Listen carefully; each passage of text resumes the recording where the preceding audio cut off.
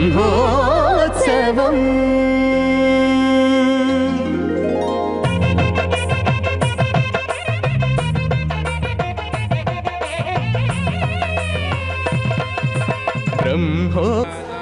జగతోస్య వెంకటపతేః విష్ణోః పరాం ప్రేయసీం తద్వక్షస్థల నిత్యవాసరసికాం తర్క్షాంతి సంవర్ధినీం పద్మాలంకృత పాణిపల్లవయుగాం పద్మాసనస్థాం శ్రియం భక్తి ఛానల్ ప్రత్యక్ష ప్రసారంలో వీక్షిస్తూ ఉన్నాం. అఖిలాండ కోటి బ్రహ్మాండ నాయకుడు, వేదవేద్యుడు, పురాణ పురుషోత్తముడు, అపహత పాప్మత్వ అనవధిక కృపాలనం మనందరం కూడా చేసుకున్నాం. భక్తులారా, నేడు శ్రీ పాంచరాత్ర ఆగమ శాస్త్రానుసారం 9 లోకే శరణమహం ప్రపద్యే లక్ష్మీర్మేణశ్యతాన్ త్వాం వృణే వనస్పతిస్తవ వృక్షోధాద్ ఓం త్ర్యంబకం యజామహే సుగంధిం పుష్టివర్ధనం ఉర్వారుకమివ బంధనాన్ మృత్యోర్ముక్షీయమామృతాత్ ఓం త్ర్యంబకం యజామహే సుగంధిం. అర్చక స్వాములు ఆగమ శాస్త్రోక్తంగా నిర్వహిస్తారు.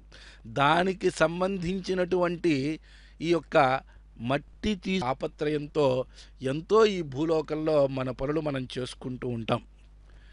ఇక్కడ నుండి ఇటువంటి తాపత్రయం నుండి అమ్మవారు స్వామివారి వద్ద వైకుంఠంలో నిరంతరము కూడా అక్కడే ఉండి ఆ యొక్క ఆనందాన్ని అనుభవిస్తున్నటువంటి వాడే సర్వసైన్యాధ్యక్షుడైనటువంటి విశ్వక్సేనుల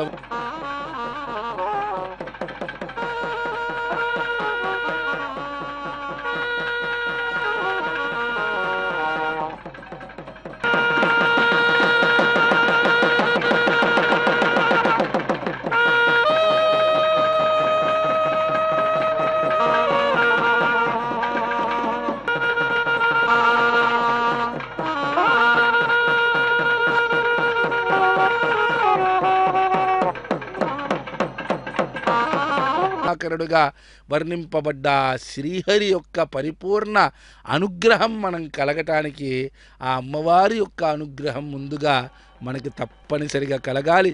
ఆ యొక్క విశేషమైనటువంటి నీరాజనాన్ని మనం దర్శనం చేసుకుంటున్నాం. స్వామివారి యొక్క, అమ్మవారి యొక్క, విశ్వక్సేనుల వారి యొక్క ఉత్సవం అంటారా అన్నట్లయితే శాస్త్రము చాలా విస్తృతమైనటువంటి అర్థాన్ని మనకు తెలియటే పెద్దది. బృహనికి బ్రహ్మోత్సవము 9 రోజుల అని చెప్పి మనకి గరుడ ధ్వజం రథాలింతటాలు అది వచ్చే కోవడమే, బ్రహ్మవేత్త కావడమే.